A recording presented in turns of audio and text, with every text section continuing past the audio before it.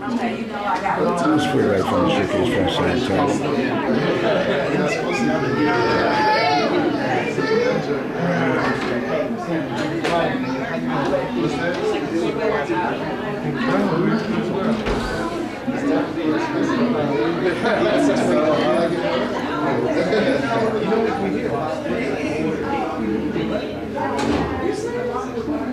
We got CDs, DVDs, Brothers the Master Chess Player. This is live to Griot now. My man.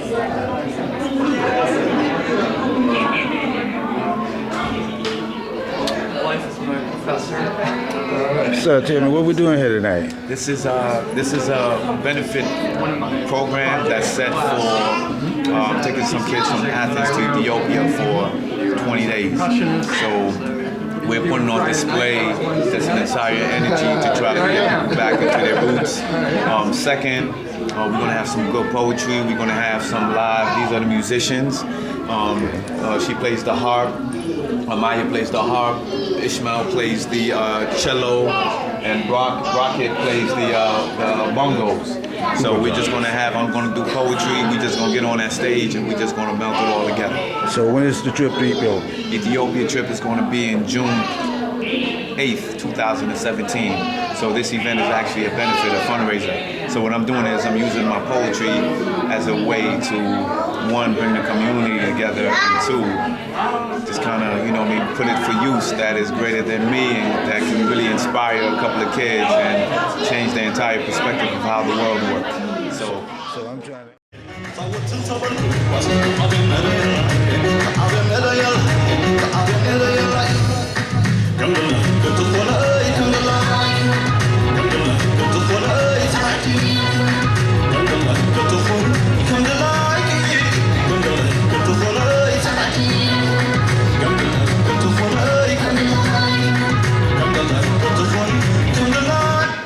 Thank you very much. That was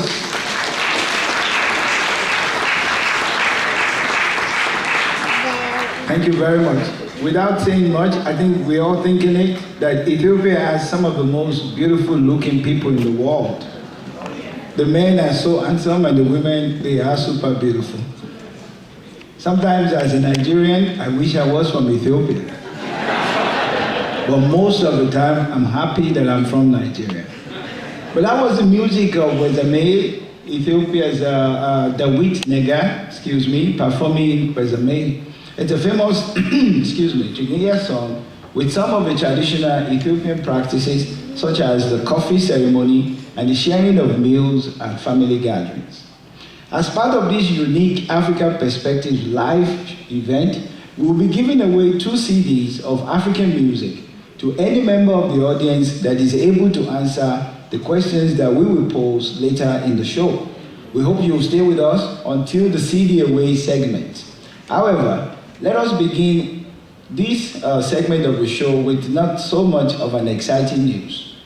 We want to take a minute to remember the many souls lost in the cause for justice and freedom on the African continent.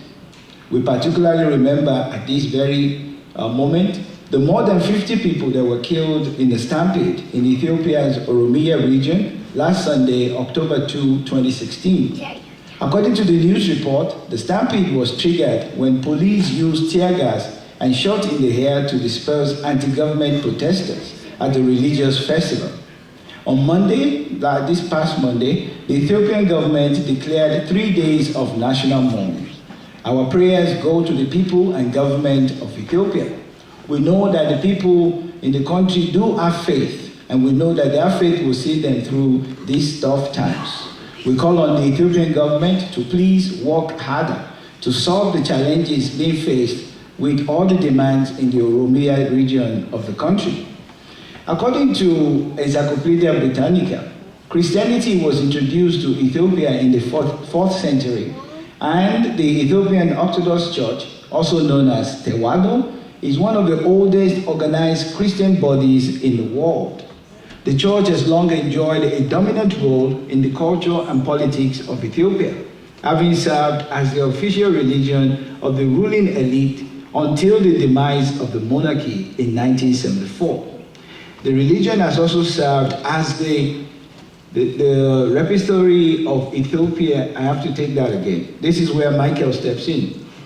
It has also served as the repository of Ethiopia's literary tradition and its visual arts. The core area of Christianity in Ethiopia is the islands of northern Ethiopia, but its influence is felt in the entire country. More than 2/5 of Ethiopians follow the teachings of Ethiopian Orthodox Church, and an additional 1/5 adhere to Christian faith, the vast majority being Protestant. I would like to use this opportunity to challenge every one of us who is of faith to consider donating to the cause that we're here tonight to promote. Part of the challenges that youth have is also not having enough not having enough tutelage or getting people to direct them. And I think the faith network that exists in most communities are useful tools for helping the youth. Now, with this program that we're having today, if we're able to raise the needed funds, the youth from Athens will be able to see how others view the world and the kind of religious practices that other people in the world take very seriously. Especially with Ethiopia.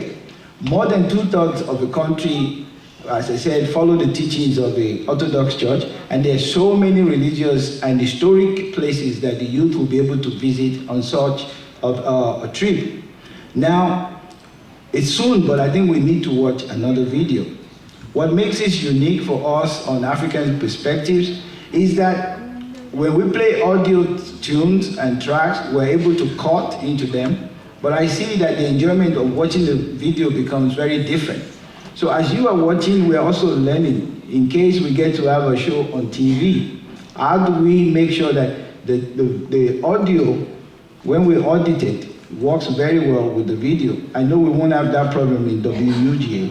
But for now, before we play the music, I wanted to also point out that Christianity is not the only religion in Ethiopia. Islam was introduced in the 7th century, and it's now practiced by 1/3 of Ethiopians. It is the most important in the outlying regions, particularly in eastern lowland. And we have local concentrations throughout the country. Traditionally, the status of Islam has been far from equal with that of Christianity. However, Haile Selassie, Jesus Christus, who reigned from 1930 to 1974, gave audiences to Muslim leaders and made overtures in response to their concerns. And as well, under the Derg regime in 1974 to 1991, there was more done to give a symbolic parity to the two faiths. Nevertheless, the perception of Ethiopia as an island of Christianity in a sea of Islam has continued to prevail among both island Ethiopians and foreigners. There are some concerns about islanders that the fundamentalist Muslim movement in some of the neighboring countries may galvanize settlements for a greater role of Islam in Ethiopia. Fortunately, this has not been the case, as Muslims and Christians in Ethiopia continue to coexist in peace. Another religion that has found space in the Ethiopian nation is Judaism. Judaism has been practiced in this vicinity, particularly around the ancient city of Gondar. Most of the Ethiopian Jews will know themselves as Beta Israel, but also have been known as Falasha, if I'm pronouncing that correctly, have relocated to Israel. Finally, a small fraction, the ones that I would really like to beat, of Ethiopians practice indigenous African religions, and they worship a variety of African deities. The majority of these traditionalists are speakers of the Nilotic languages, particularly Kunama, and they are located in the western lowlands. Overall, the influence of the Ethiopian Orthodox Church on the national culture has been very strong. I just realized before we play our next video, maybe we should do our CD giveaway.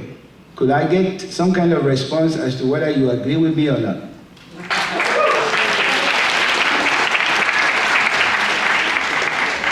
This is where I'm going to need the expert, the technicians, because I don't know whether that mic works. Can we get a mic to go to the audience? or maybe we have it so that they can come forward. I would like to pose the question. For our giveaway, we want to give you a copy of the classic collection from 1991 by Miriam Makeba. It's titled Africa. I have to look for it because it's so rare. We have a question, and I would like whoever answers the question to get this CD. This is from the Novo series, 1970 series, or series 70, produced in 1991. Here is the question. After the breakaway of Eritrea in 1993, Ethiopia became a landlocked country. Can you name the 6 other countries that border Ethiopia? If you are able to, please. Yes, I'll give you my mic. I'm going to be a little bit partial. I'm going to call the youngest person I can see. Okay, well, somebody has overruled me. Can you come up, sir? Me? Yes, please. Yes, sir.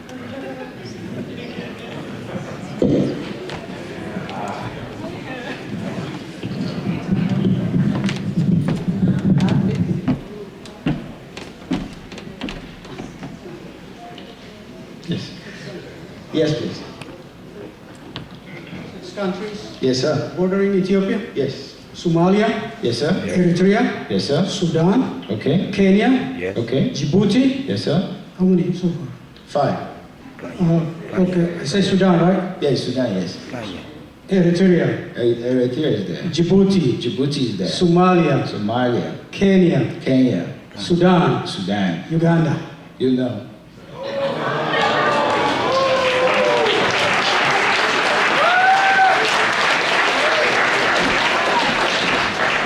I cheated. Oh, I'm from Ethiopia.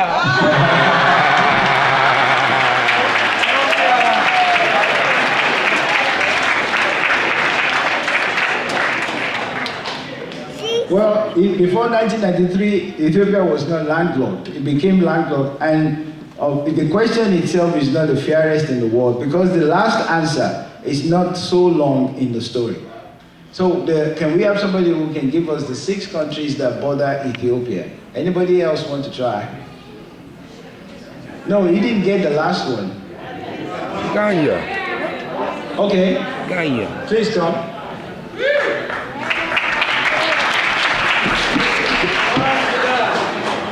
South Sudan. 6. I should do all 6. Yes, please. All right, so we have Kenya, Eritrea, Djibouti, South Sudan, Kenya, and Central African Republic? No. No. Nice try. But could you tell us your name? I'm Adam. All right. And the gentleman that I actually have his name is Mr. Bayan Sheko. Did I get that right? Yes. Yes. Thank you very much. We need one more person to try before I give it out. He has already said it, but I really want to give this CD away. Miriam Makeba. So the 6th country. Is there any young person trying to get it? You want to try, sir?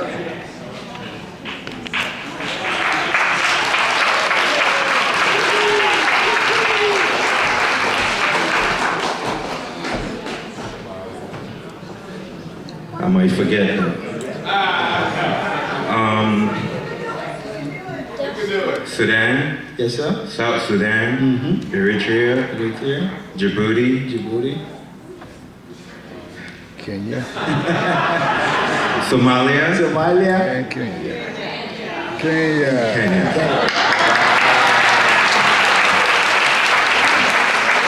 Could you please tell us your name?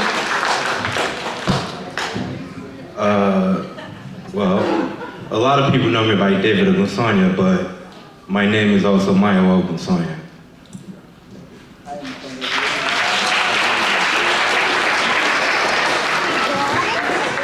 I'm also going to claim him. We're celebrating Ethiopia and Africa tonight, but I'm glad that the Nigerian has won the CD. Oh, I'm sorry. This is part of the learning process. The 6 countries that border Ethiopia are Eritrea, Djibouti, Somalia, Kenya, South Sudan, and Sudan.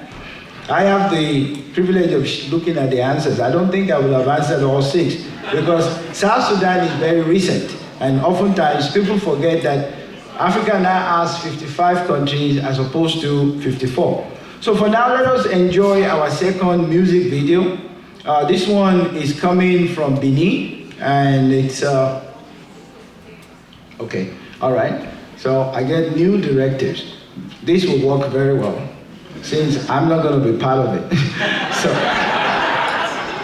Michael can relate to that. This one is titled, let them play before I go ahead and identify it. Enjoy the video. Africa, Colors of the World. And the question that we have for this one, it's quite interesting. If you give me a minute. Ethiopia was formerly known as Kush and Axum. The official name today is the Federal Democratic Republic of Ethiopia, and it is celebrated on the African continent as one of the 2 countries that were never colonized on the African continent. Ethiopia was never colonized, occupied but not colonized. So what is the currency of Ethiopia? We would like people to take, I know there are Ethiopians here, I really seek your indulgence, but you're welcome, it's an open competition. We would like you to tell us what is the currency of Ethiopia? The dollar in the US, Naira in Nigeria, X in Ethiopia. Anybody? Niam. Okay, that seems to be a very easy question. So let's reframe it. Ruby. What is the currency in Ethiopia, and which is the other country that was never colonized in Africa? You want to try again? Yes. Should we give other people a chance? Yeah. I can't see. Okay. Come on, Mr. Sheko. All right. He has just won on African Perspective and is back to win again on African Perspective. Thank you very much for tuning in.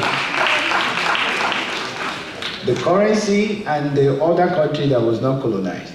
All right, this is easy question. Okay. The currency is called birr. Birr. $1 American is equivalent to 21 birr. So that means Ethiopian currency is cheap. Okay. The other country that has never been colonized is, for historical reasons, Right. Liberia. Thank you very much. Sir, you have to get your CD. I can't deny you the CD. Thank you very much. All right. Thank you for playing. Thank you, my brother. And for those of us who are interested, the currency is spelled BIRR. If the Ethiopian currency is $21 and you think it's weak, I wish you will come with me to Nigeria, where the exchange is 500 to 1.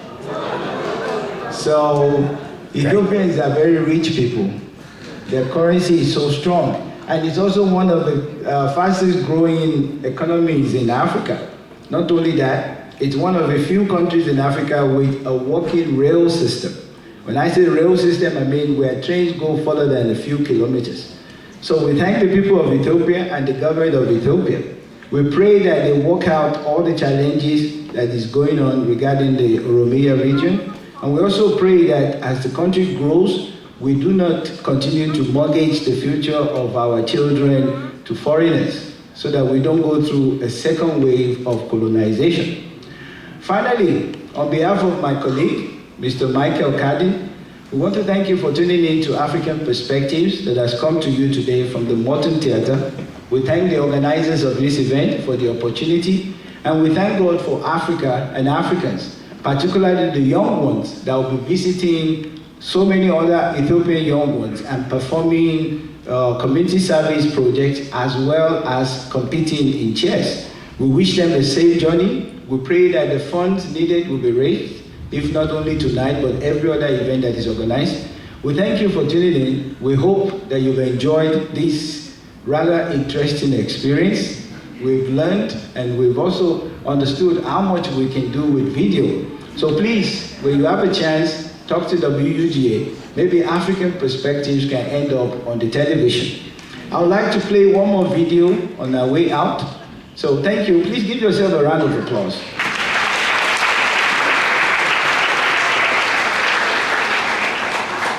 So let's play one more video and then I will sign off and we can continue with tonight's festivities. So please, I don't have control anymore, but I thank you for your support. Can you please play the last or the next video? No time for the drama, cause they focus on the dream. When they step on the scene, they so fresh and so clean. They get it from their mama, if you know what I mean. When I say VIP, you say girls. VIP, VIP. When I say VIP, you say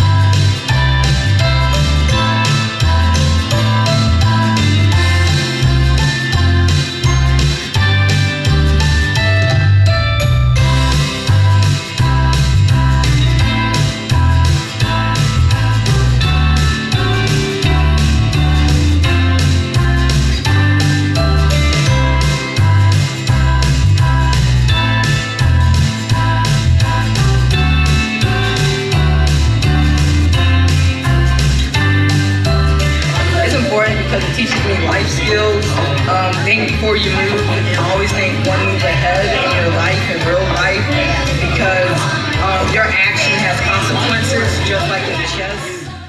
Yeah, yeah, yeah.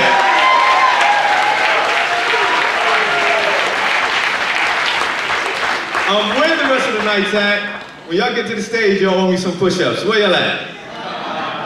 Make your way to the stage. I need some of the knights and I need some of the parents. Please make your way to the stage.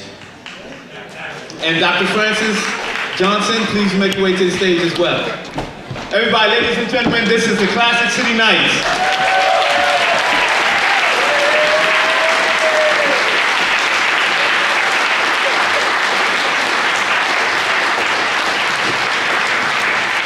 As you all know,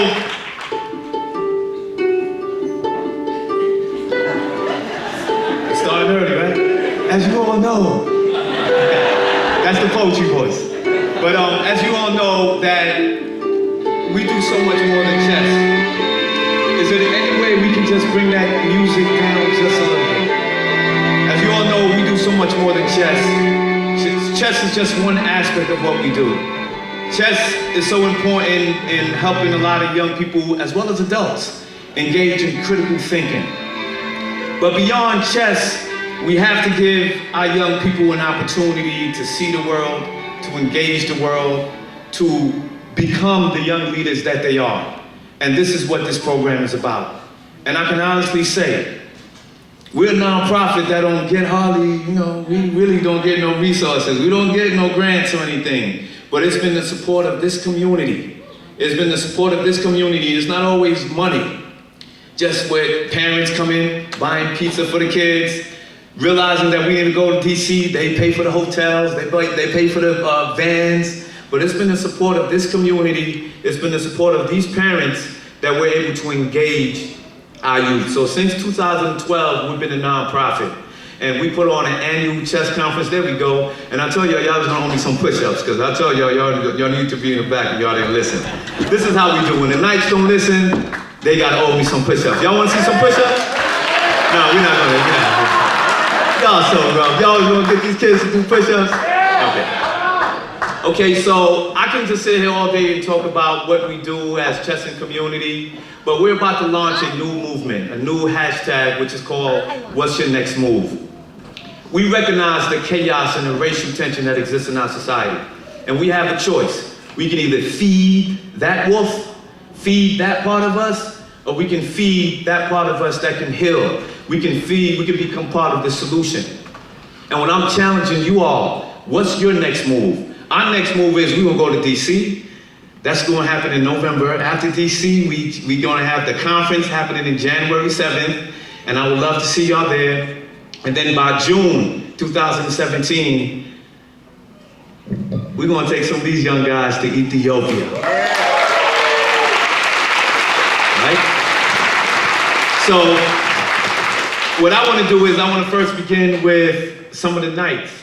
You all don't have to come, because they're like, man, I'm not gonna talk. You ain't gonna get me to talk. So some of them's gonna come up and they're just gonna express what this organization has done for them. And then we're gonna have a few parents to come up here and talk about how this organization has helped a lot of their children. So, knights up. Introduce your name. Hello. I'm Joshua.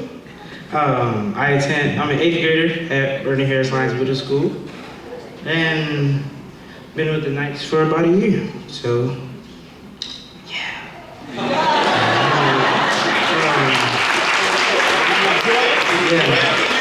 With the Knights, we do a lot. It's not, like he said, it's not just chess. It's community service, the little things, going to orphanages, helping out clean rivers, First Fridays, the little things to better our community. And if we had more, the way we spread our word, it could help feed the community. Like, Tom, you okay? Take your time. it'll help our community.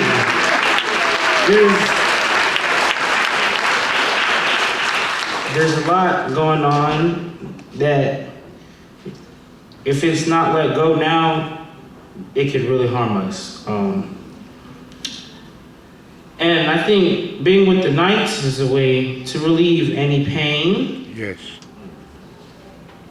healing, and just help you become a better man in general.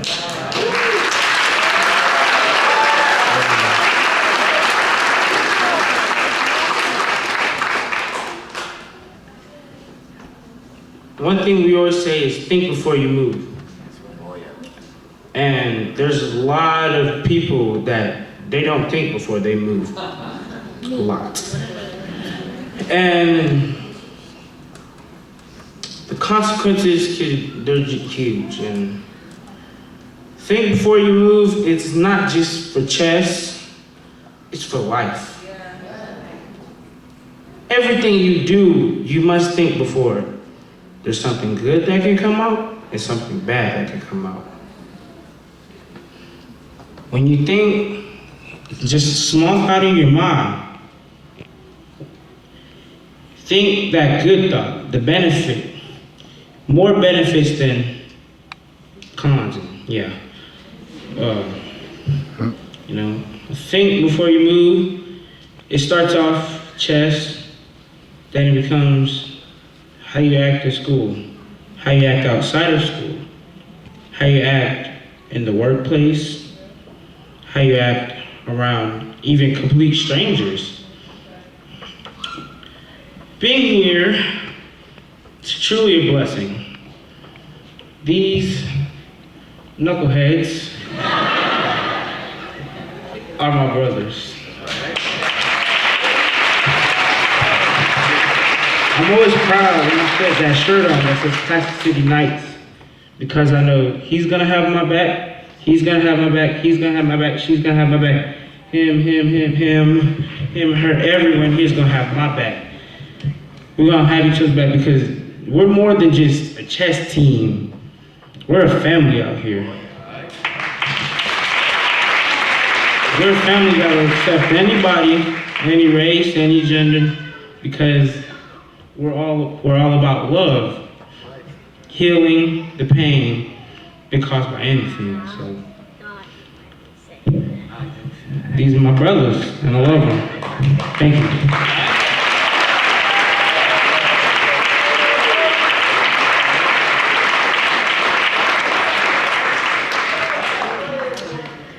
Hello, everybody.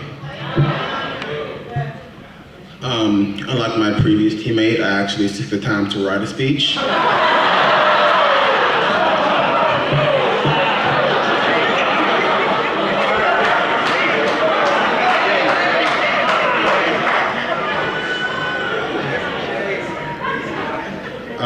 I'd just like to thank everybody for coming out here this evening to support this event. My name is Dion, and I'm a 7th grader at Clark Middle School. I've been with Chester Community for about 3 years now, and well, when I was in elementary school, I wasn't very social.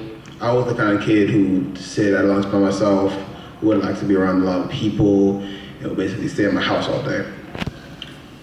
But being with Chester Community, I feel it has gave me a sense of confidence I did not know I had. They have taught me to be comfortable with myself and try to become more outgoing. Whenever I have a problem, if it's at school or at home or even with my friends, I like to focus on our main quote, think before you move. This stands for both in chess and in life. By thinking about the consequences my actions might have, it has helped me get through many conflicts. I feel that these people, my teammates, they have always been there for me. Most of the people I've known more for a long time now, but just us being in the same group, I feel like I've gotten closer with them.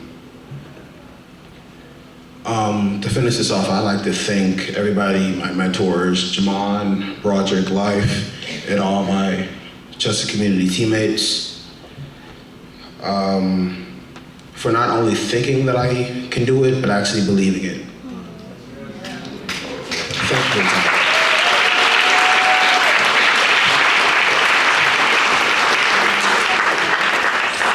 My name is Helen Robinson. Let me say I'm so grateful to be here and so grateful to see all of you guys come out. It's a great turnout. My son isn't here today. He's playing his first varsity football game, but yeah. But I just want to share this is his first year in Chester Community, and I approached life in class and I was distraught because my son was, and I'm gonna try not to cry, he didn't have very many friends, and he just was upset. He was mad. He's mad about not having his dad. He was just mad. And I brought him to meet life, and they clicked. And then he started playing chess. Now, my son, I was like, he ain't gonna play no chess. I was like, you can try that, but he's not gonna play no chess. He'll hang out, but he ain't gonna play no chess. This boy plays chess. He doesn't get to come to practice that often, but he plays on his iPad, he plays on his phone. And I have seen such a difference. He stopped getting in trouble so much at school. And he does really think before he acts. He really does. And I want to just share a quick story. So the second day, and I don't like talking in front of people, so I get a little nervous. But the second day that Life met him, he sat him down and he said, "You know what your name means?" And oops, I might have forgot. And Hakeem didn't know. And I thought it meant the knowledgeable one, the wise one. The wise one, right? That's why I named him, right? I think, and so Hakeem's like, no. I was like, oh, he does know. Life said, look up your name. Look up your name. And he looked it up on the internet and he's like, you're wise. Think before you move. You know, when you're in school and they make you mad and they piss you off, think about what you're gonna do. Think about who's gonna win if you retaliate.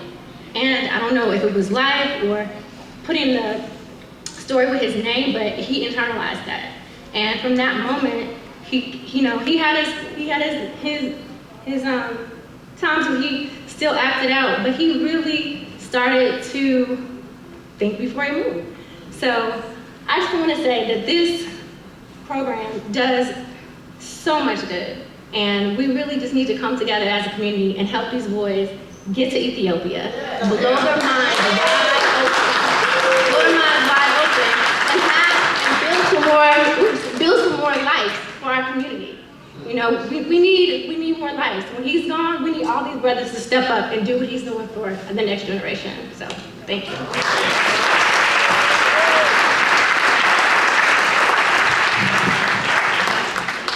Any other nights? No, because we got to get the program going. But I would say I went to school with this young, we both had UGA together, and we used to always just talk about Ethiopia, because this is where she's from. And years later, we merged, and she let me know that she has a nonprofit called Global Education Foundation.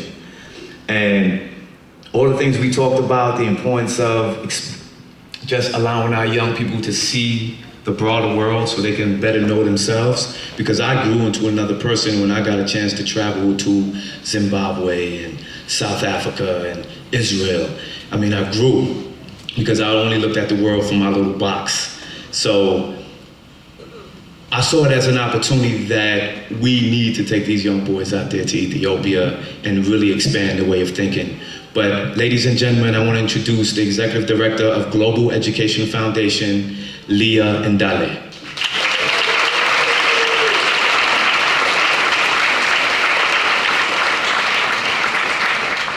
Knights, one more time, ladies and gentlemen, please give some love for the Knights. Especially for Jamon, Mr. Jamon. He's one of the mentors, Broderick. You know, it takes a village to raise a child, and they really help us do that. So, you know what? Before I go, we have one more parent. I'm sorry, Leah. I apologize. We're a family up here. We have one more parent, I think you need to hear from one more parent. Do y'all like to at least hear from one more parent? Come on, Mr. Andre Morris. Hey, how you guys doing? My son is Michael Morris, and we've had a time over these past 16 years of his life. You know, we've gone through a divorce and had to transition from you know, they're being mom and dad to they're just being dad. You know, being a part of community is really an extension of the family. And when we as adults break those promises we've made to our children, that we're going to stick together and we're going to do this thing, sometimes it can make our children really, really feel, you know, kind of hopeless and in a little bit of despair. You know, I try to talk to him a lot about, you know, what's going on inside of you, different things like that. And sometimes I just couldn't get through to him. And when he joined Chess and Community, he just really, really, you know, through using his mathematical side of his mind, I always love to say, yeah, my boy, he's got my math side, and my daughter, she's got my literal, you know, literature side. I just love him to death. He just really excelled, and he really connected again.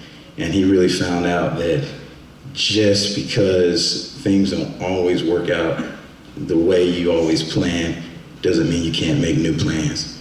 And I just want to thank all you guys for what you've done in my family with Michael. He's outgoing. He's not introverted as much as he used to be.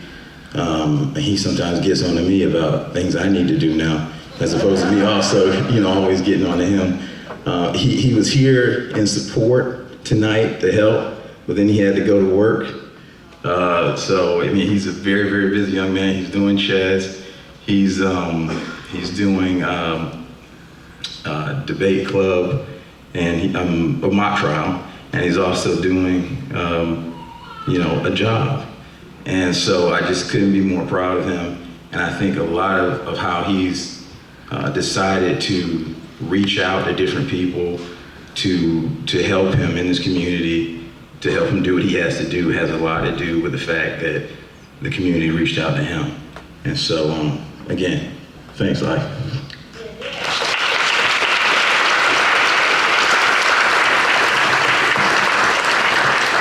I promise you, the poetry and the musical part is about to begin soon.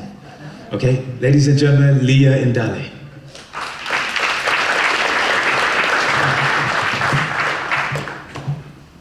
In Ethiopia, I'm average height. That's what y'all know. Y'all look so good. I cannot tell you how excited I am to be here and to see all these faces. When you work so hard for so long, you kind of get into your little cave and you're just working, you just sometimes stop and wonder if anybody's out there. But y'all are out there, I see you. And I want to thank you guys so much for your support. I'll give everybody a second to find their seat.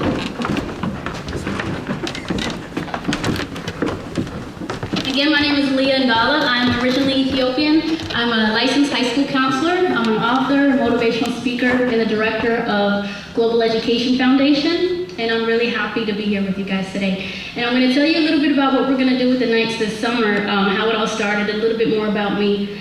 And I want to start off with a poem that I wrote. It's in it's in my book called Contradictions. I'll be reading excerpts from it to you guys because it's a memoir. So why reinvent the wheel? It's already written, so I might as well just tell you guys what's already there, right? This is called I Am Ethiopia. I understand that look of your eyes, the nod of your head, the suck of your breath as you say yes, the wrinkles in your lips, the curl of your hair, the angle of your neck as you greet the world. Your essence is that of milk and honey, rugged elegance, enduring splinters of untamed wood. Your hands tell stories that piece together mankind's telling and untelling. Your trenches contain secrets that would unravel our feeble minds. From your womb was birthed the best and the worst of humankind. Let your horn sound for the world to hear the music of our history. I was born in 1982 in Ethiopia, right after a military regime overthrew the late Emperor Haile Selassie. It was a very tumultuous time in our country, and as a direct result, our family actually had to flee for our lives with little more than the clothes on our backs. And we lost everything, our house, our car, our bank accounts, everything was gone. And we lived in the Netherlands as asylum seekers for about 5 years. And I talk more in depth about our adventures searching for a home around the world in my motivational speeches, but tonight I'll skip that part and just say that eventually the United States of America welcomed us with open arms. And we began our 7-year process of gaining citizenship, and that was the day that I will never forget in the early 90s, when I don't talk about what year. Thanks, Dad. As I've grown to understand the social and political climate that we live in, I realize that many people in many nations have sacrificed so much for me to be able to stand in front of you today. So I feel obligated to be sure that I deserve and earn my place here. I moved to the United States when I was 7 years old, and I've spent most of my time here in the Athens area. And there was a time in my adolescence here in Athens where I was grasping to find out who I was and what I wanted to become in this world, and I was lost and overwhelmed. I didn't know where to begin. And though I was grateful to be here, my childhood was filled with some stinging incidents of racism and prejudice that lingered with me, and I didn't know what to do with them. Somewhere along the journey, I began to believe that I wasn't smart enough or worthy enough, and I accepted that. In fact, it was life and a couple of our friends, Montu and Celeste, who were among the first outside of my family to really value my strengths and begin to convince me to do the same. Beginning with my writing, which was something that I dabbled in for a long time. So I'd like to share the introduction of my chapter in my book, Contradictions, about race with you now. It's available on sale at our website, and all the proceeds go directly to funding the Knights to go into Ethiopia. Race. Outside of fairy tales of Santa Claus and Easter bunnies, never has something that does not exist been so real. When I heard that scientists had mapped out our entire genome and had not found the gene that determines race, I was astounded. Race does not exist. It's a completely socially constructed concept that has segregated this planet, started wars, and torn hearts apart. There's so much we don't believe in as a society. Aliens and ghosts are concepts that don't really have a place in our legal, educational, or punitive systems. If your house gets robbed by an alien and then flies off into space, there's really no way of pressing charges. And I doubt your insurance will cover your losses. However, the state of Alabama just repealed a law that forbids interracial marriage not too long ago. And so, the contradiction of human nature once again has given me a landmine to navigate. Before this revelation, we had something concrete to explain away all of the confounding choices we've made throughout history. When that was taken away, I had to learn to accept the fact that we had been guided by a fairy tale. The intricacy of the collective mind is incredible. That which we believe to be true can be indistinguishable from that which is true. Once I accepted this, the world made a lot more sense to me. Well, not long after that, I went back home to Ethiopia for the first time. Mind you, I hadn't been there since I left when I was 1 year old. I was expecting open arms, but I was so Americanized at that point. They were like, "You're American, what are you doing here?" That's okay though. It's fun to be part of two different cultures, because when we mess up in Ethiopia, I'm totally American. When we're doing some dumb stuff over here, I'm Ethiopian, so it's okay. So here's a piece I wrote about one of my experiences in Ethiopia. That this is the moment that kind of sparked this idea about bringing the Knights to Ethiopia. It's called Reality Check. I climbed a mountain with a boy from this village in Ethiopia where my mother was born. He worked and lived on my grandparents' farm, and I assumed he didn't have a family. But as we ascended this massive bulge of earth, I learned that he did, in fact, have a mother, a father, and even little brothers and sisters. At the pinnacle, I caught my breath and I asked, "Where do they live?" He pointed to the horizon and we counted 4 mountain peaks away. As his finger aligned our gaze, he said, "There." Hazy from the bits of cloud that hovered between us, his home looked really far away. I imagined being 16 like him and living that far from my family with no phone to call or even a car to visit. "How did you get here?" He smiled and I knew I'd asked a silly question. I walked. I thought about how long it had taken me to climb this mountain and how tired I was, and how long it would take me to climb back down and up and down and up and down and up and down and up. Why? Of course, he said, to go to school. This interaction served as the catalyst to my transformation from a complacent citizen to one determined to use her talents to change this community. First, I realized I'm worth the value that I place upon myself. I live in a country where you don't ever fail until you stop trying. It may not be fair, and it may not be easy, but if you want it, you can go get it. Since then, I've gone to school to get a master's degree in counseling and founded the Global Education Foundation, where I've been working with chess and community to put together a program that has the same transformative components that I experienced when I went to Ethiopia. And let me tell you how. First, you may be familiar with that CNN study on race in this country. They asked over 100 students, grade school students, some simple questions about a picture. And this picture was of 5 dolls, all lined up in a row. Each one was a shade darker than the one that came before it. And they asked over 100 kids, about 130 kids, some basic questions about these dolls. They asked which doll was the smart doll. Do you know how many kids answered that the darker skinned dolls were the smart dolls? 26 out of 130. Then they asked, what color do you want to be?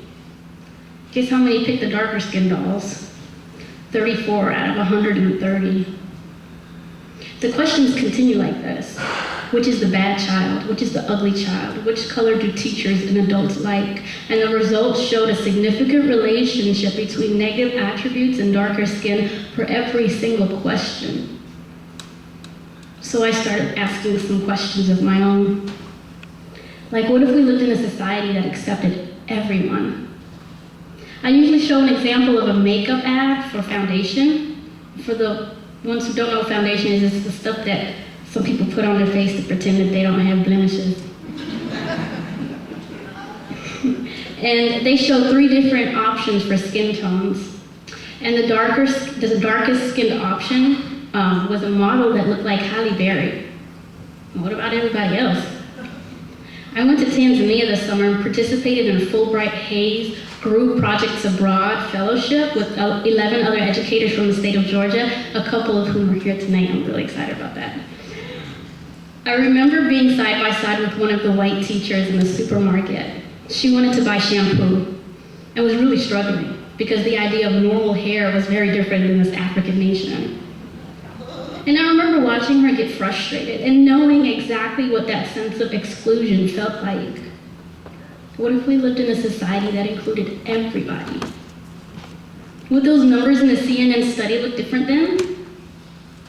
Then I asked myself, what would happen if we were empowered to do more with what we have?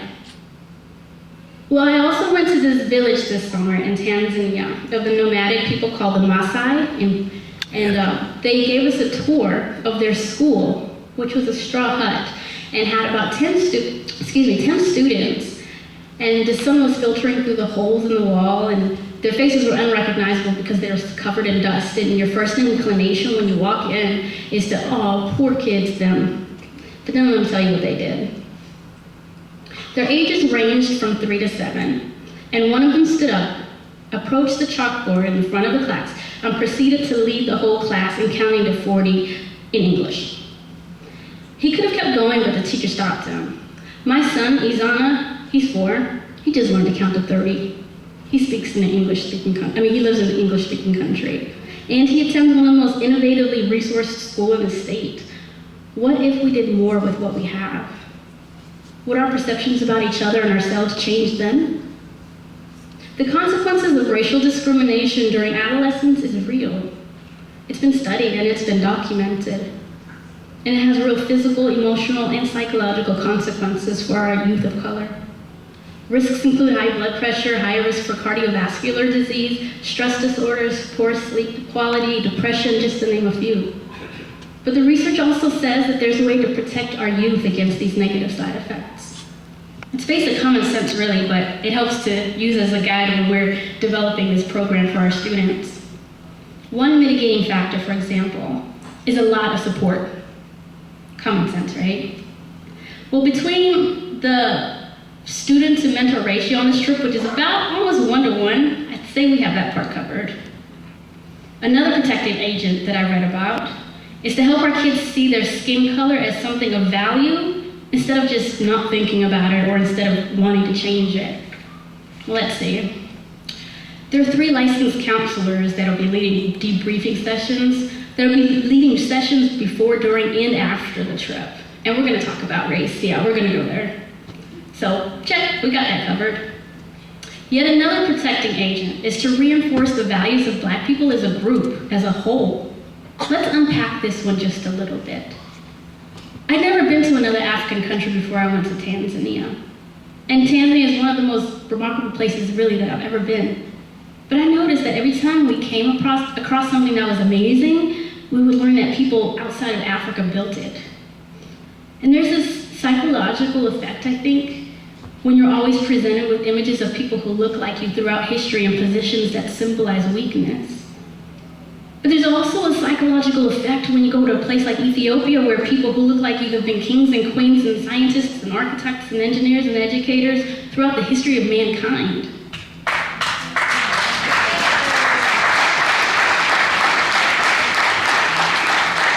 True. So, will this program reinforce the value of Black people as a group? I would say most definitely. Another protective factor that for our Black youth is community service. The research says that when we help young people change their communities, they feel confident. You heard from their mouths just a minute ago. And they actually engage in service learning and community service as a coping mechanism instead of risk-taking behaviors that are so tempting for them. Where are my nightstand? Just raise your hand. Not that I can see to the audience. I'm just going to pretend like I can see you, but just know I see you with my heart. You young men are awesome. You are masters of your own destiny because you are smart, you are capable, and you are valued. You will change your community and you will change this world.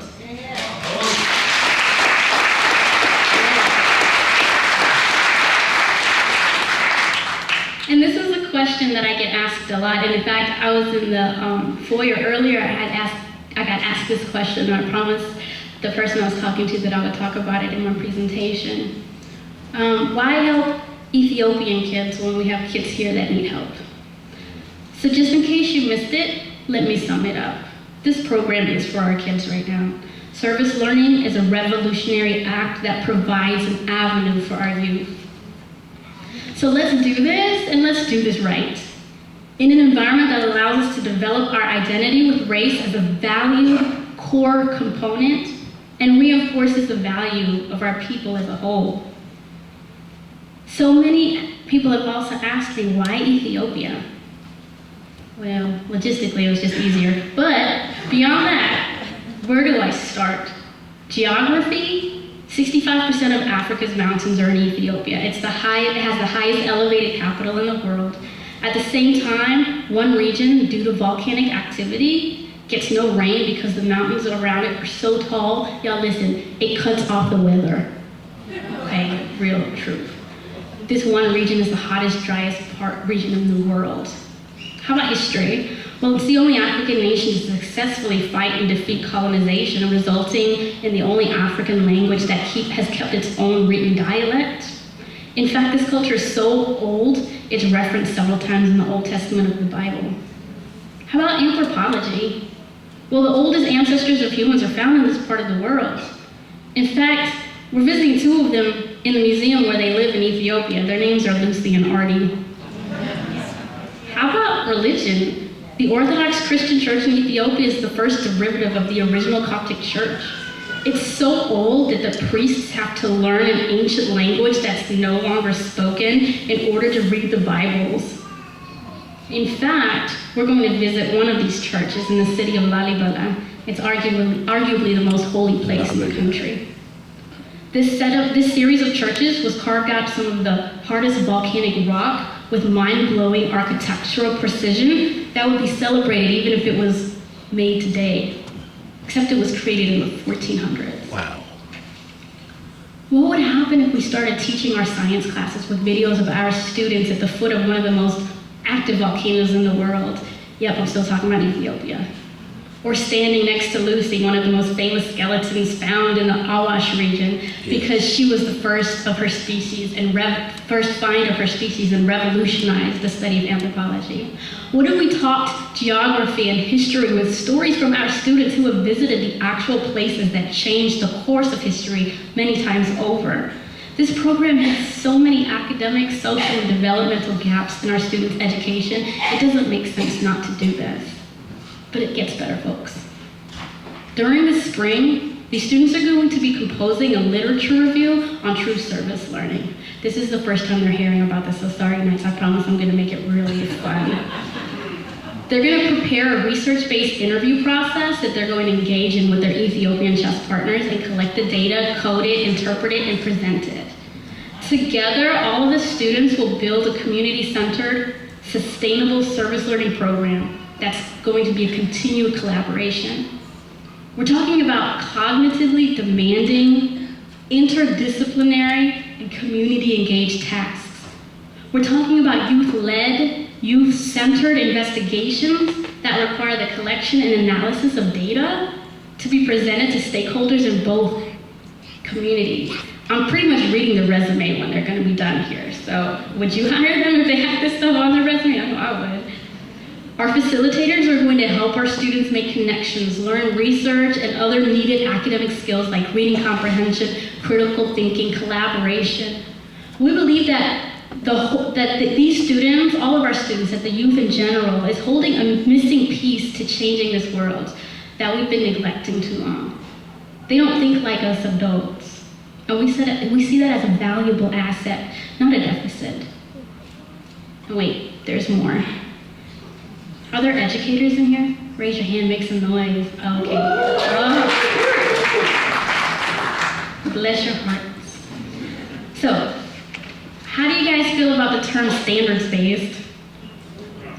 I know, but it's important, right? So what if I told you this program is a multidisciplinary standards-based opportunity that touches on the standards of the American School Counseling Association and the disciplines of foreign language, language arts, and social studies? I mean, I can hear the grants like rolling in right now. Are there any researchers in here? Make some noise. How do you guys feel about the terms measurable outcomes? It's important, right? I know. So how about autonomy, motivation, communication skills, empowerment, collaborative competency, reading comprehension? Oh God, I'm amongst family here. The research shows that when we're finished here, in fact, actually we're never gonna be finished because this is gonna be a life-transforming trip. But when we're finished with our work with these students, they'll have the potential to be reading at a college level and gain skills that will have them ready for this globalizing world, no matter what career field that they choose to pursue.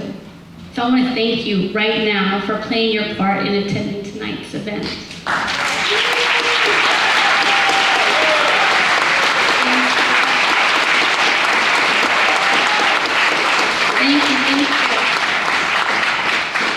And if our mom that was speaking earlier is still here, Hakeem does mean what you said, but in our language, Amharic, it also means doctor. So maybe it's predicting his future, who knows? But it is my great, great pleasure to now introduce and welcome Dr. Johnson, the President of the State NAACP, to the stage. Thank you.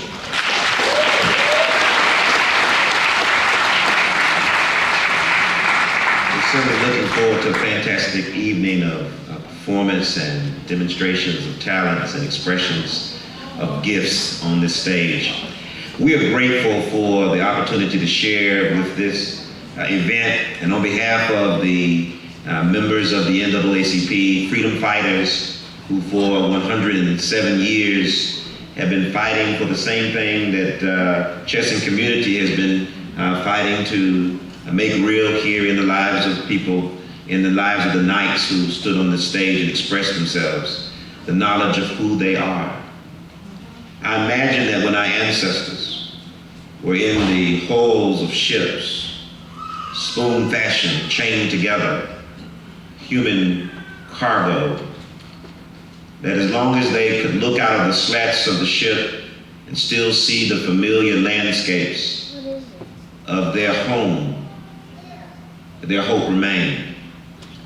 And I do know that those ships begin to move into that middle passage, the transatlantic slave trade.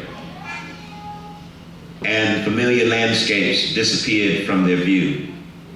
Perhaps they looked up and saw familiar skies and constellations.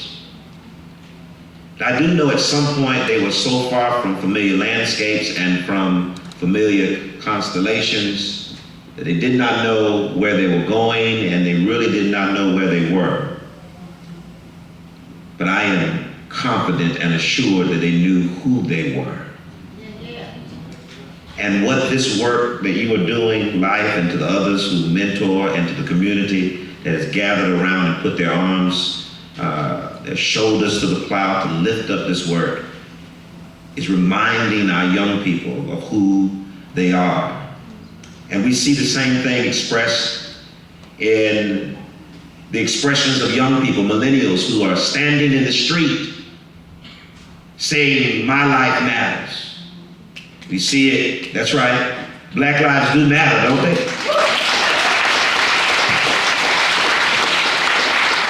We see that expressed in people around the world who are shaking off the chains of their oppression, for they have come to realize who they are. We know who we are tonight, and we will get a demonstration in word and deed from the talent that will be expressed from this stage, exactly how beautiful we are. So let's get on with the show tonight. Thank you very much. So I tell you what, ladies and gentlemen, we're gonna take about a good 5, 7.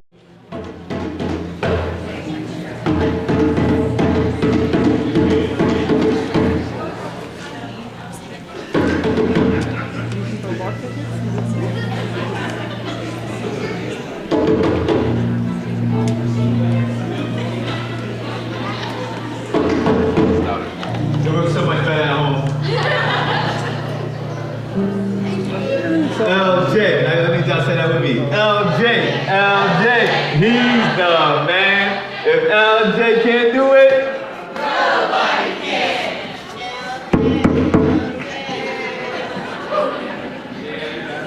All right, let's jam.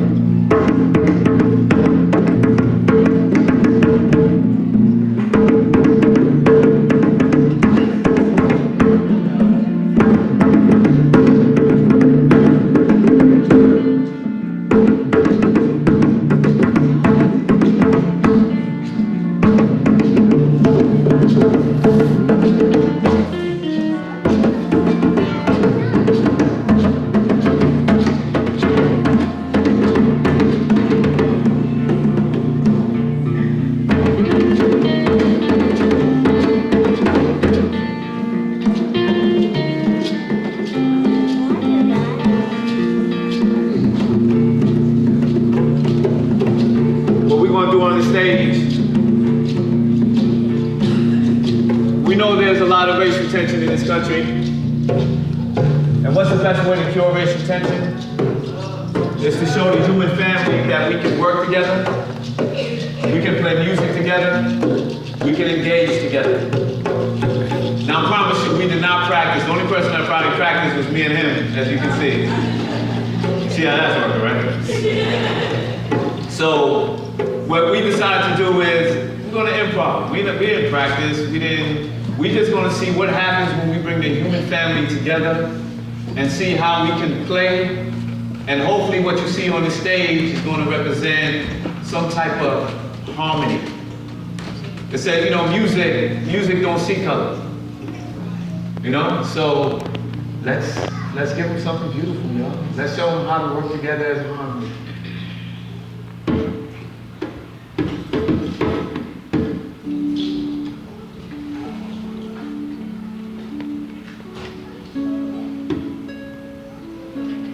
That's Maya Gigi.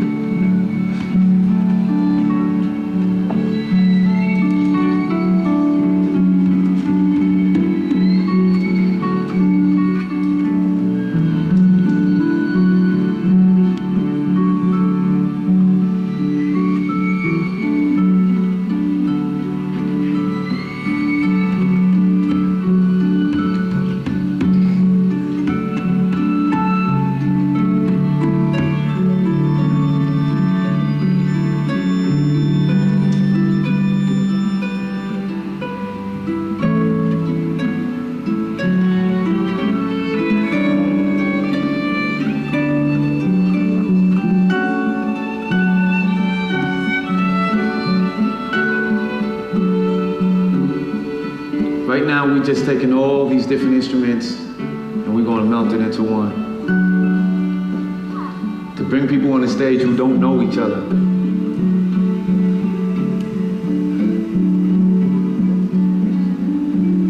And see that we can create something beautiful.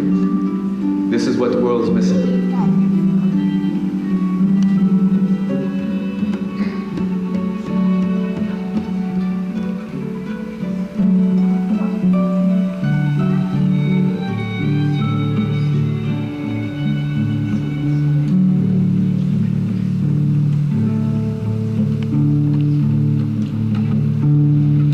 A healing force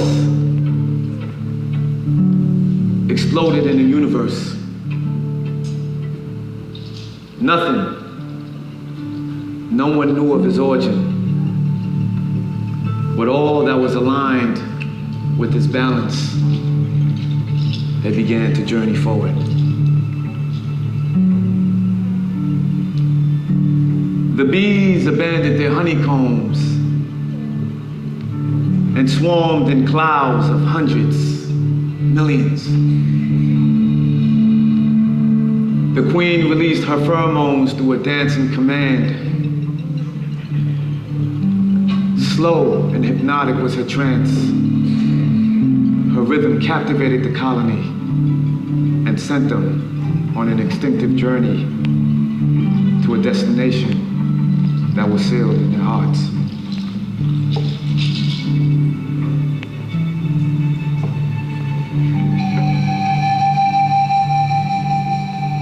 From the airborne view, the ground appeared to be moving.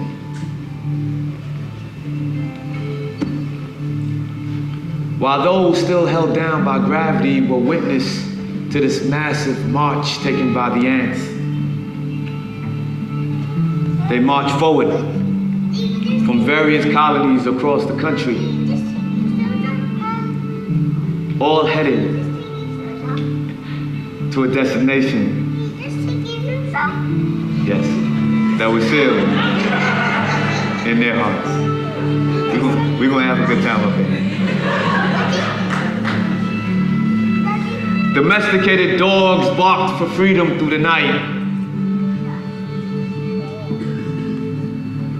while the household cats scratched feverishly at window panes and doorways, demanding to be free so that they too can be present at the destination that was sealed in their hearts.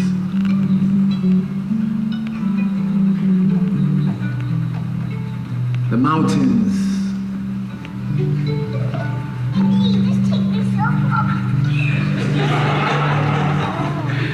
The mountains, it whispers rumor.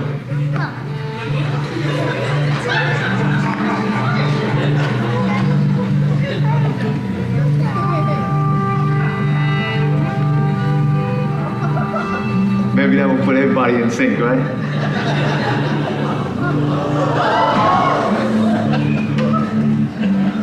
Mommy, thank you.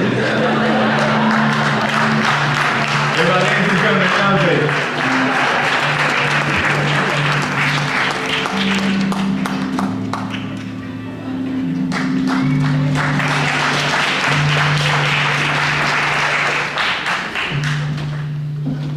It works so much better at home, right?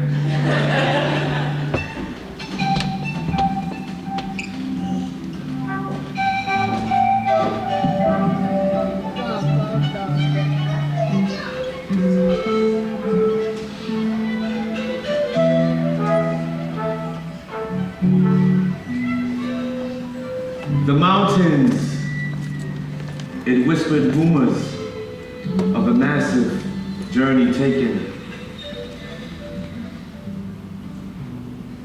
by the small animals that lived within it, while the trees joyfully gossiped of a harmonious journey taken by predator and prey alike, all headed to a destination that was sealed in their hearts.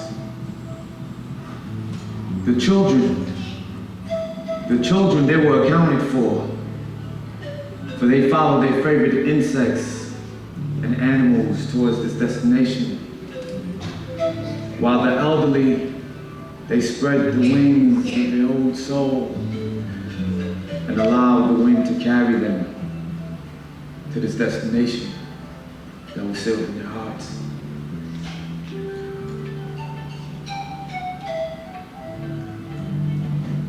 The curiosity propelled many young adults to follow this massive migration, while others proceeded to clock in with their regular scheduled program. But a very small, the few that heard the trumpet, that heard the silent ringing in their ear, they thrust their bodies and became aligned with the journey.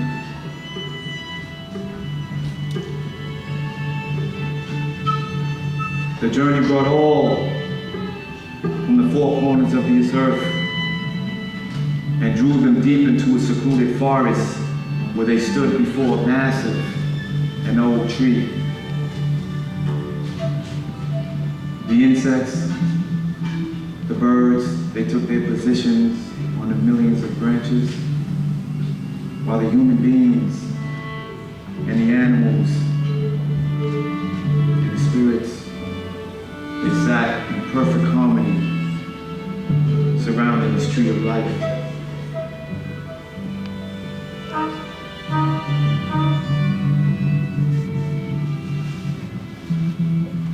They all closed their eyes in collective meditation.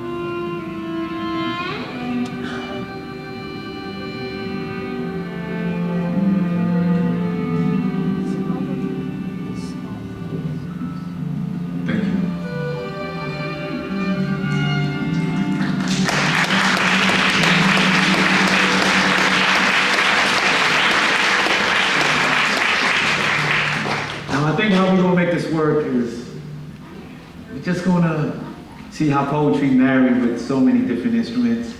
Of course, we're gonna do some individually and others, you know. So, what we've agreed, we had a little training this morning, and it says, you know, whatever you get into an audience, we have to agree, right, Miss Ray?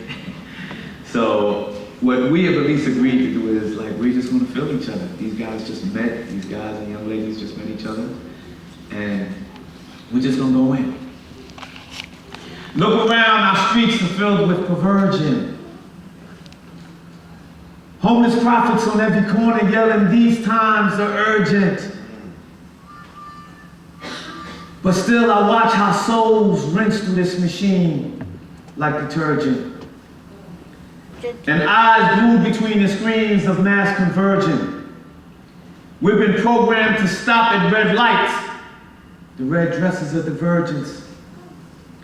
Behind the red curtain, spiritual death tolls are surging. Where black robes trap souls through threat, duress, and coercion. They fill their prisons to the brim, while new ones are emerging. Peel the Father's vision till it's dim, while his Son is observing. The Packerman projects and finance the down curving. They said the state owns your flesh, the church your spirit, and they seem to be merging. They'll take a righteous man, redefine him as insurgent. Clog your think tanks, the media becomes our surgeon. Flash you with color-coded lies, then sell you the style version. Meanwhile, the priest molests another child and pray to the pale virgin. Then beg for forgiveness. Now ain't that deserving?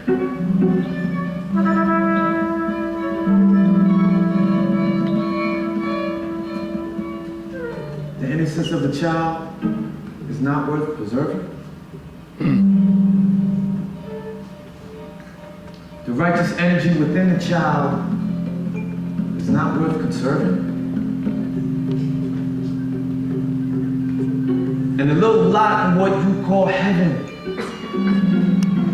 is not worth reserving. So when I tell him to speak the truth, his words start slurring. That's because the thin line between fiction and lies begin to blur. Within the child's eyes, addiction and lies begin to stir until they're full speed down the highway of choice, and now they're swerving. But I tell them, choose life or choose death. Choose life, choose death. Choose life or choose death. What side are you serving?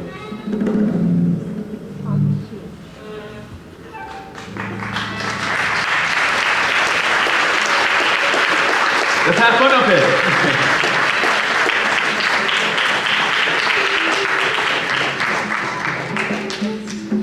When I started doing counseling, and I was given this task to go to Northeast Georgia, Jackson County, and go see your first client, or maybe third, fourth client. And I'm like, hold on, Jackson County? Are you sure? I mean, you might want to get another therapist on this. She said, no, you go to Jackson County, you can really have an impact in this family. And of course, I did what every person do. If I know I'm going to Jackson County, where, you know, my complexion is not as appreciated sometimes, I decided to call my friends, look, I'm going to Jackson County. If I don't come back, you know, just what's going on, right? Just be wary, right? And I got a chance to, you know, as I'm seeing Confederate flags, and I'm like, oh man, this is going to get good.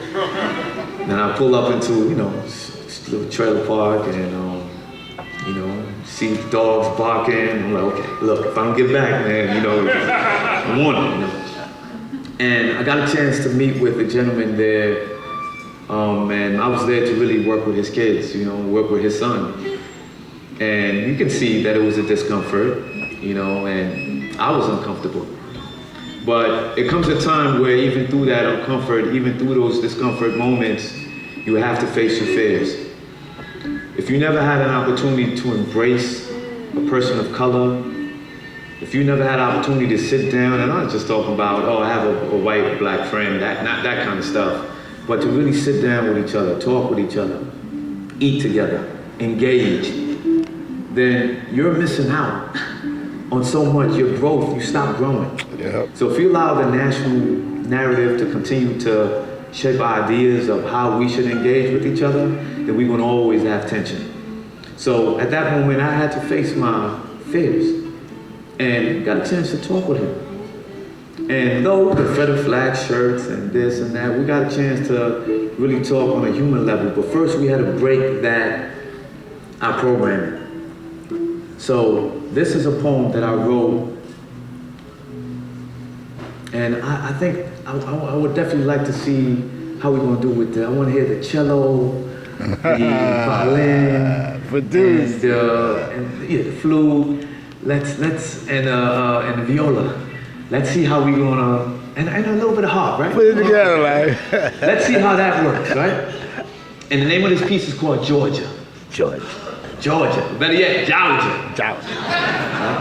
So I'm going to speak, and however you want to do it. Spread my ashes over the mountains of North Georgia. Bury me deep, deep in Confederate clay. Let my bones purify the soil. Cursed by the trees that unwillingly partook in illegal lynchings.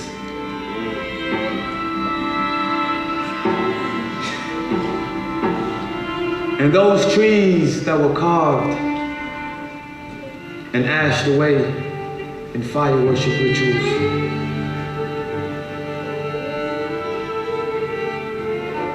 Burning crosses display a deep love and devotion for God,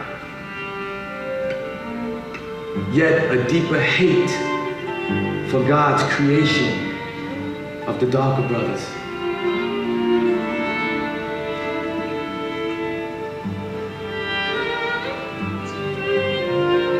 Daddy's doctrine still rots the core of the sweet and tender peach. Once born with love in their hearts. Warm spirits that were baked by the southern sun and cooled by the mist of the Savannah breeze.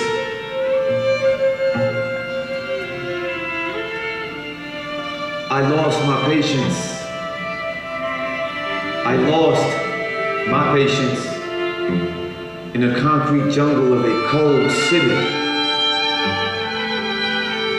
But I found her while holding a fishing rod on the Oconee Creek. It was there that the trees made this confession. And where the flapping of an old flag broke my meditation. Worn on the chest of an innocent and impressionable cub who stared at me with young eyes but carried old hate.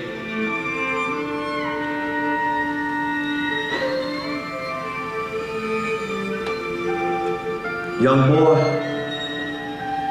it is your generation who must break your father's curse.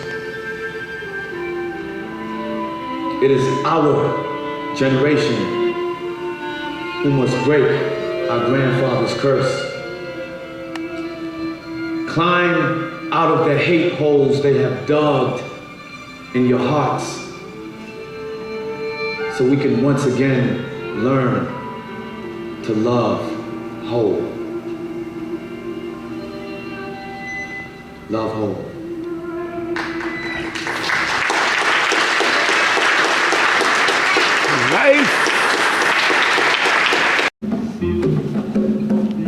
Little T was a good kid. Little T was a good kid. Little T was a good kid, but he always wore a mean mug. Too much television programmed him to want to be thug. When he's alone, he likes to draw, he likes to read. When he's with his clique, he likes the guns, he likes the... How you know I was gonna say weed? I was gonna say he likes the guns, he likes the beads. He likes the guns, he likes the lead. When he's alone, he likes to draw, he likes to read. When he's with his clique, he likes the guns, he likes the... The simple presence of his father could have made his world brighter. That desperate yearn for Mel Bonding brought him and his gang tighter. I tried to show him how to weave through his death trap like a spider. And I told him if you play with fire, you'll be left broke and empty on the sidewalk like a lighter. He said, life, that's lame talk. He told me the streets never lied. Till one of his boys got jumped at a party on the east side. Now it's time to ride. Loyalty and common sense collide. When his gang came to pick them up, he wished he had time to hide.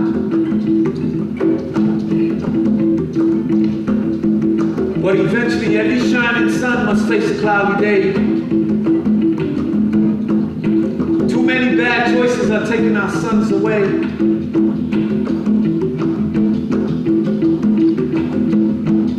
If you choose to run with wolves, be prepared to feel the scars. Don't end up another soft sheep crying behind bars. Now T's riding 5 deep. He's still mean mugging to hide his fear. Smoking to calm his nerves down with Chief Keef in his ear.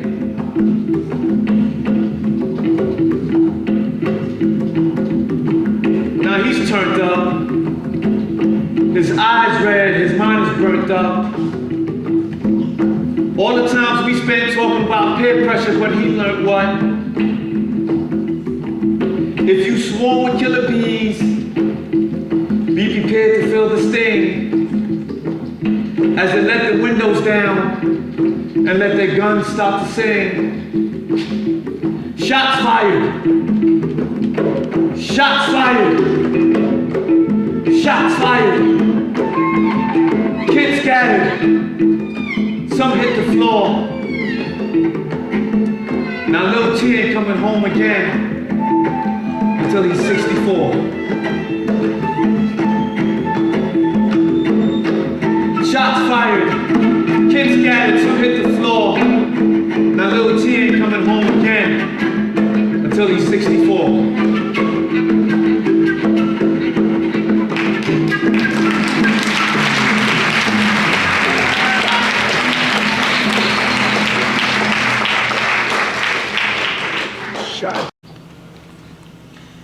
I stand paralyzed. That's beautiful. I stand paralyzed on Mount Darwin, captured by this colorful vibration called love. Caution, whispered my mind to my heart.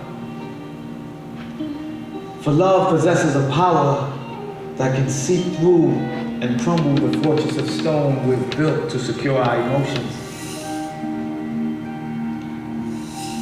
And I'm reminded daily of the organic chemistry of love by observing the tree's relationship to the sun. This shows me that I should not be falling in love. Instead, I should be rising to love.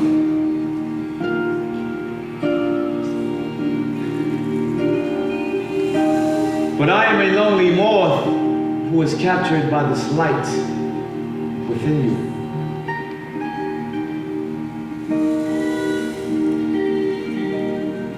If it brings me to my death to touch you only once, I would take that journey through 1,000 seasons and reincarnate until I touch every part of your godly essence.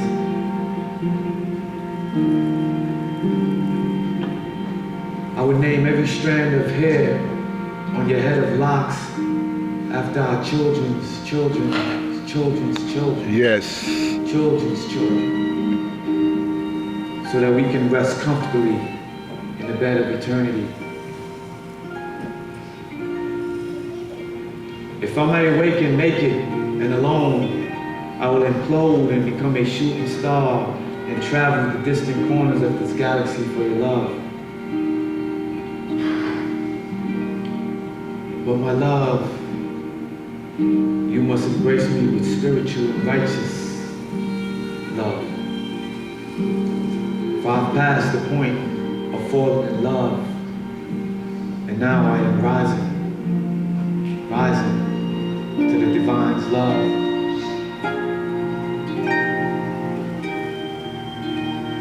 If the divine archer is to release me your way,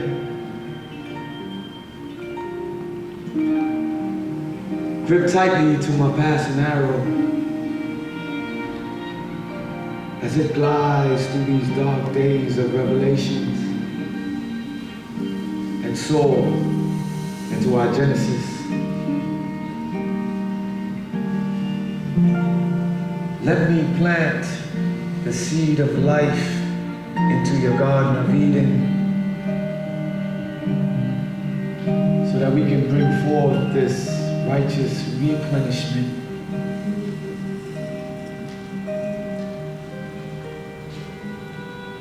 We will grow beautiful flowers and strong trees in between the hinges of time, so that time will never close her door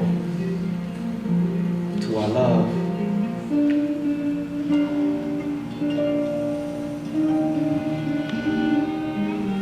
For my love,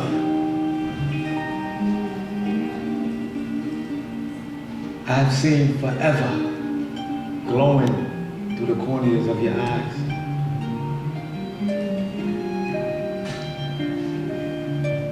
But your every blink, it blinks me back into reality, where I must now stare at you from a lonely distance. So now, I rise. Yes. I rise. Yes. To love. Yes. Rising to love.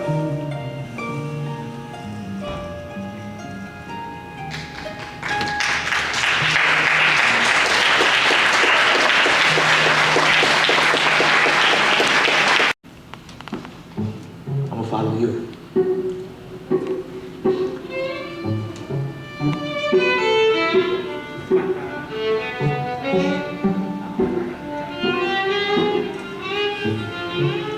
In a state of silence is where I do the most communication.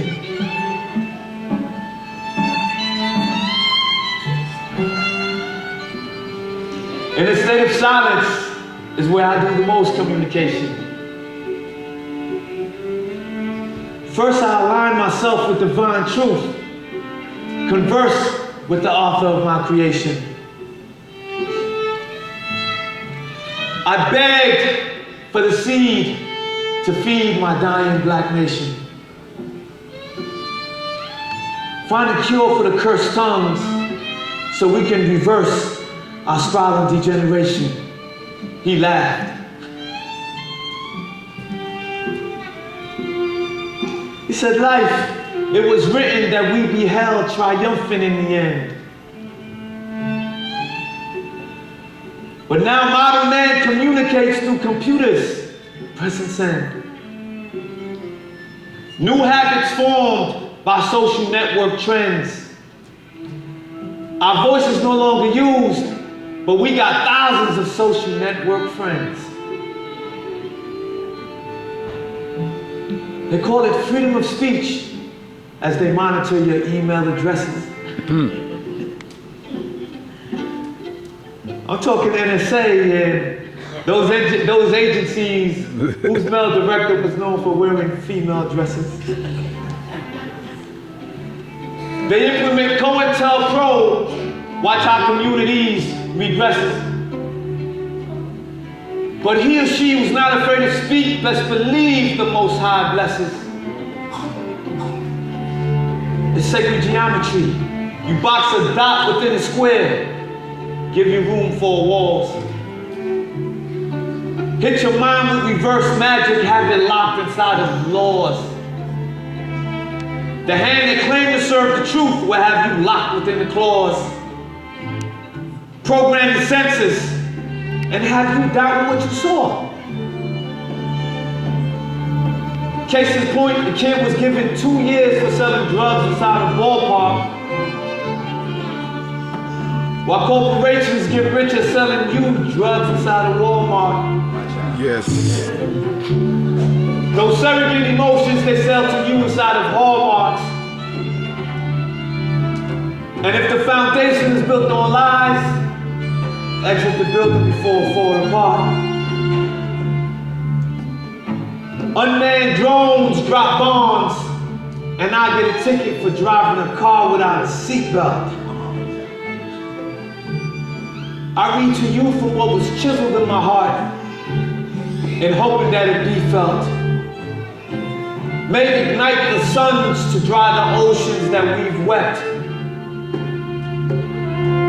And may these words open your inner eyes from the centuries that we've slept. It's time to wake up. Yes.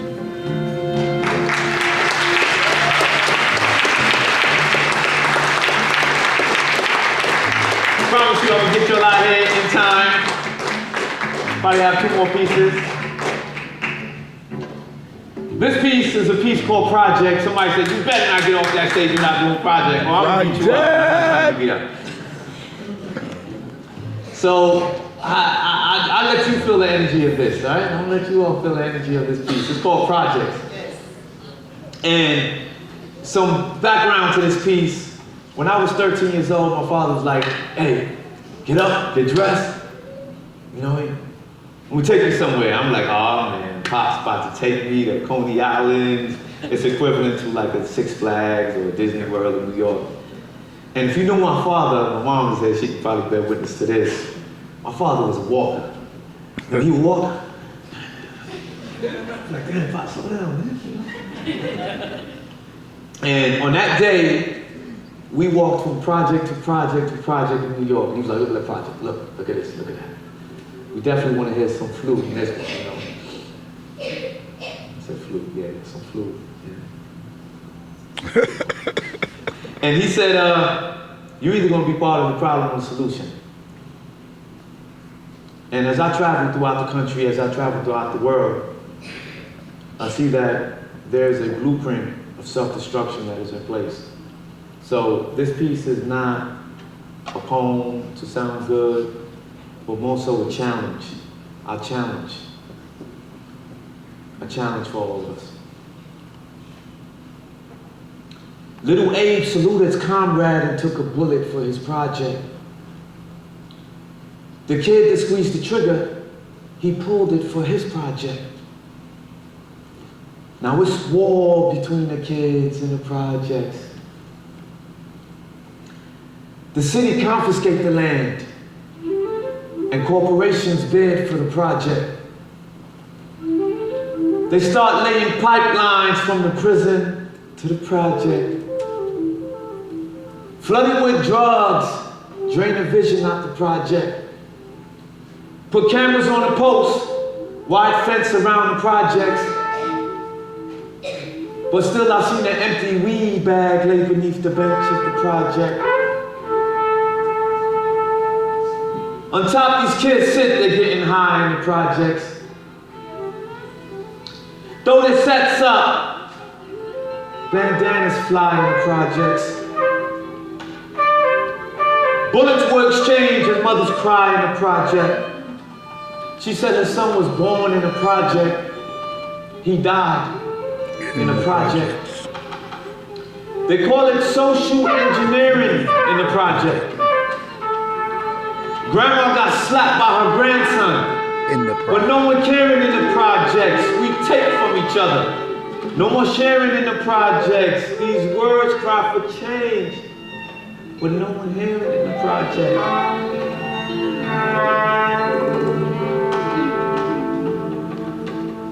Instead, we hear how young rappers throw knots to make it rain, make it rain, make it rain. Yeah.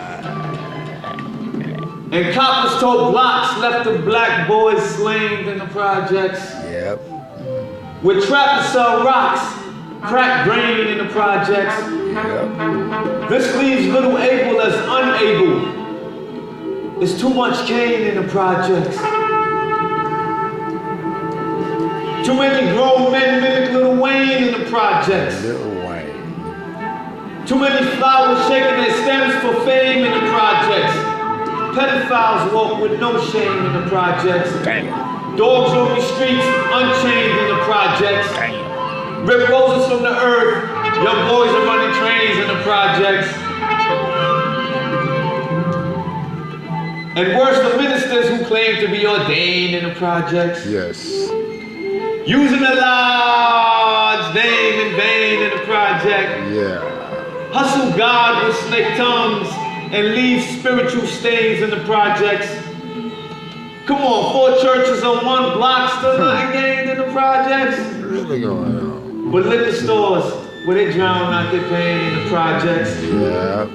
Every block. Crack house where they empty out their veins in the projects. Yeah.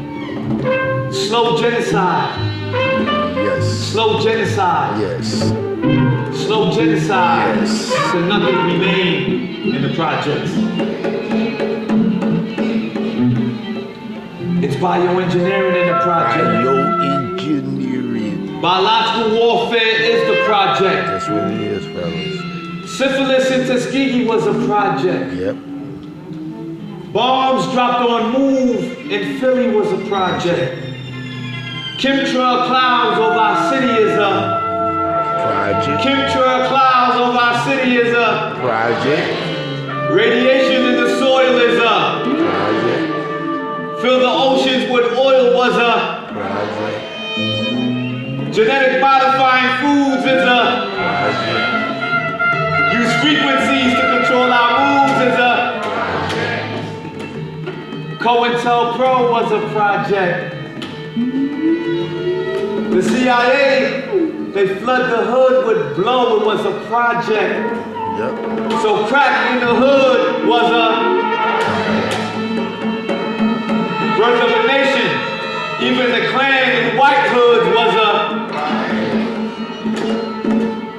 The prison complex is a. The housing complex is a. Now we call these housing complex the.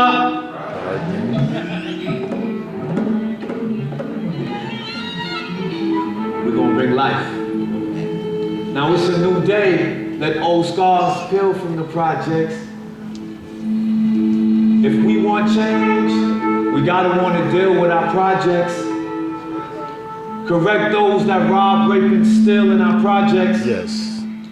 And those that hustle white death to kill a zeal in our projects. My father said, young boy, your hand is a deadly weapon, but it could also be used to heal our projects.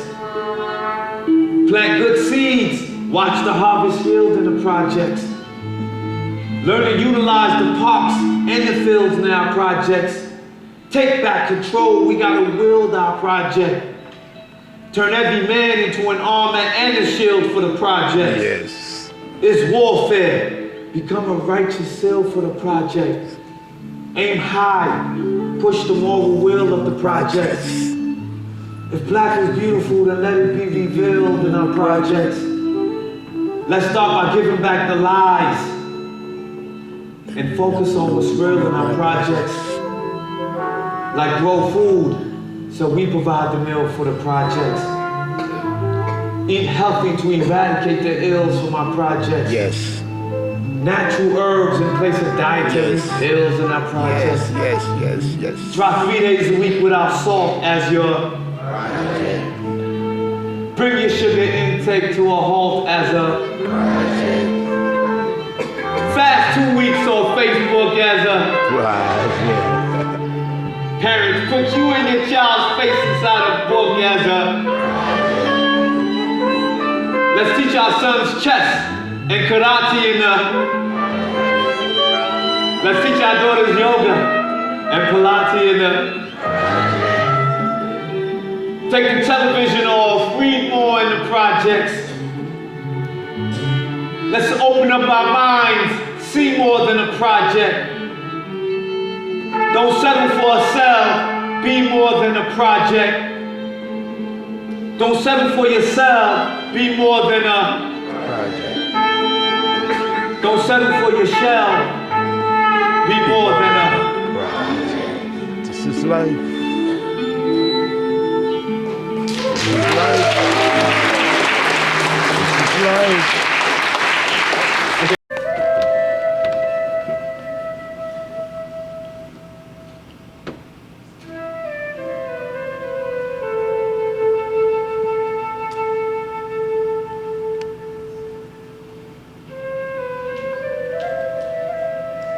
A swift blink, and I stand, an old man behind a podium.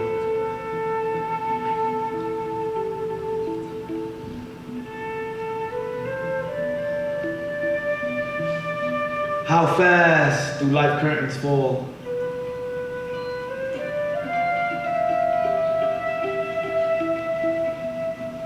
The moon is now a grain of salt in a bland universe where I once feast with my guardians in the cosmos, thanking them for their protection. Still, a memory beseech me of old trees that grew from the dirt which I was once formed. Genderless, but fruitful as they sway, obeying the commandments of universal balance. I am now a part of you, as you are a part of me. And then the earth recalls its borrowed flesh. The ground, it welcomes my coffin, a wooden table for the maggots to feast, releasing my once trapped spirit. But still, I am a part of you, as you are a part of me.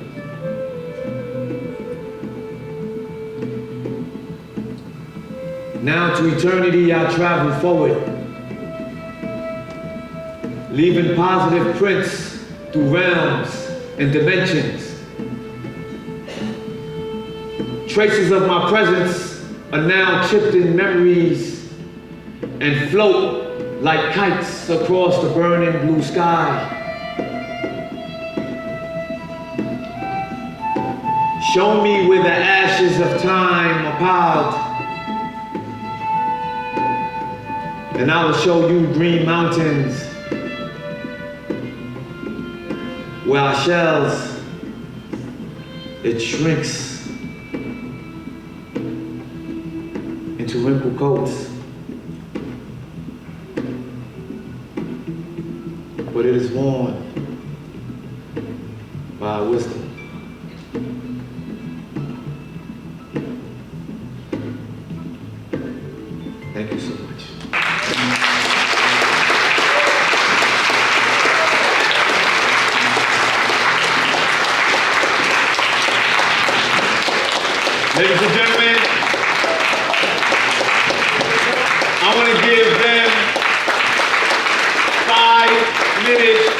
just jam. If y'all appreciate them, please make some noise. Jam.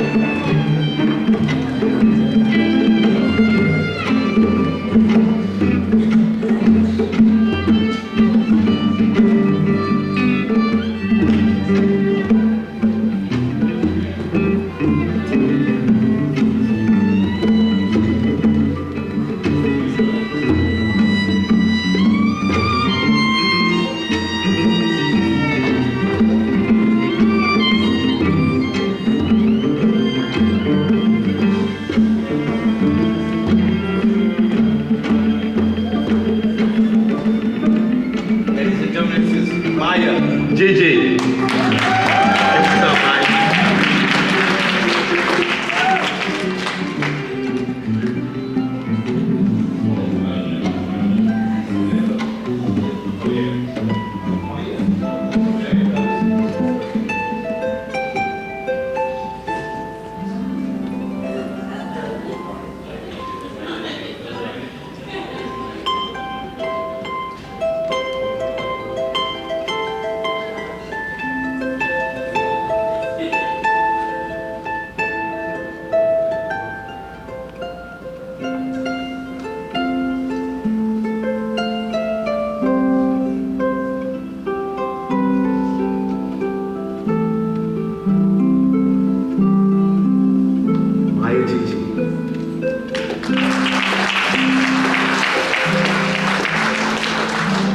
Ladies and gentlemen, Ishmael.